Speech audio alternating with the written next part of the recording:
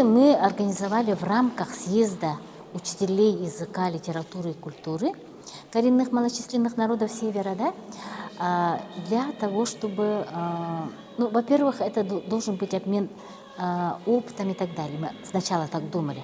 Но так как у нас все-таки учителя больше нуждаются, так сказать, в повышении квалификации, то мы пригласили специалистов из Санкт-Петербурга, конкретно которые делают учебники. Но прежде всего, так как это интенсивные методы, сейчас мы говорим, да, вот методика у нас устарела, да, и какие можно методы использовать для того, чтобы возрождать, сохранять и развивать наши родные языки коренных малочисленных народов Севера.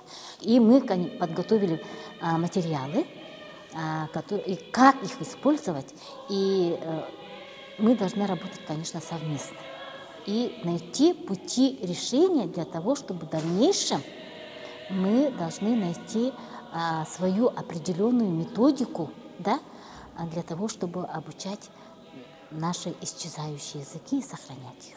Такие практические типы, конечно, очень нужны, они необходимы. Вот у нас сегодня такая сильная команда из Санкт-Петербурга, да, вы знаете, это вот наши издатели, и очень хорошо, то есть нужно от чего-то отталкиваться, и чтобы не сделать каких-то совершенно ненужных ошибок, на что надо опираться, те же вопросы законодательства, да, постановления, приказы министерства, те или иные, на что можем, что нужно, где...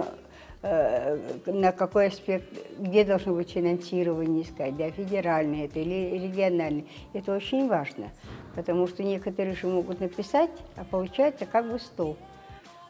Такой труд вложен, а финансирование очень сложно найти. Каждый должен понять. Хотим мы остаться как ивенками, долганами, чукчами, нужно четко для себя знать.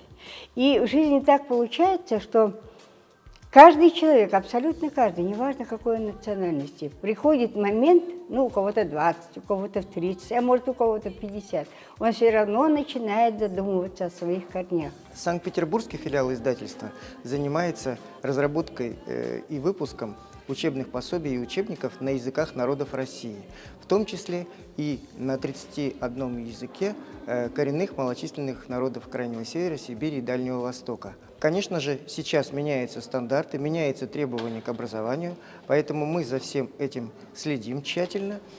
Появились федеральные основные образовательные программы, и, конечно же, содержание учебников должно меняться.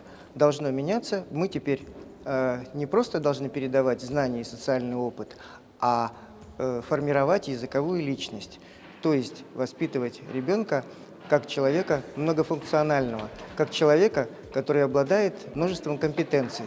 И все это поможет ему в будущем успешно социализироваться. Я работаю в школе и работаю с детьми, не владеющими родным языком. Это в нашем районе проживают представители коренных малочисленных народов. Это эвены, эвенки, чукчи, далканы и юкагиры. И в городе Среднеколымске есть единственная школа, в которой обучаются дети, более 500 с лишним детей. И из них 80 с лишним детей – это представители коренных малочисленных народов. Вот то, что я сейчас услышала много для себя, это мне поможет в дальнейшей работе. Я считаю так. Благодарю организаторов и то, что они нас пригласили. Это уникальное, я считаю, это единственное, первое, наверное, уникальные такие курсы, которые вот именно вот и про учебники сказали, методические рекомендации сказали.